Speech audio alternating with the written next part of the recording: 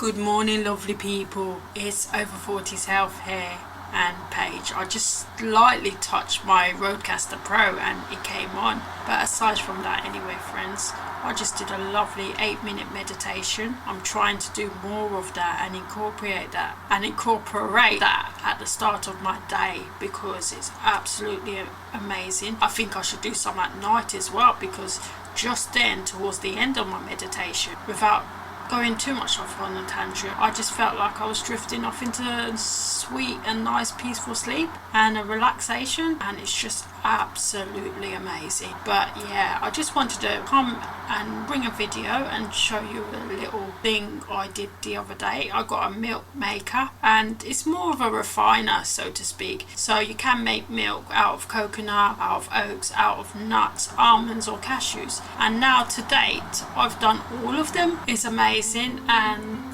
if anyone has or hasn't yet tried to do their own milk, it's absolutely amazing. And that's what I was going to say, it came back to me now. Sometimes if one does make their own milk and they put the residue in a tea towel, it can be a little bit dirty and unpleasant. But I've got a refiner and I may do a product review on it. The milk maker, it's from the Amazon store and it's only £17 I saw. So I thought last week I'll treat myself because my mum gave me some money, and I thought, yeah, why not, let's treat myself. So I treated myself to this plant milk maker. It's more of a refiner, a starter kind of machine, but it's absolutely amazing. Can't speak highly enough to it and about it. So without further ado, I'm just going to show you the steps that I done with the milk maker and the refiner.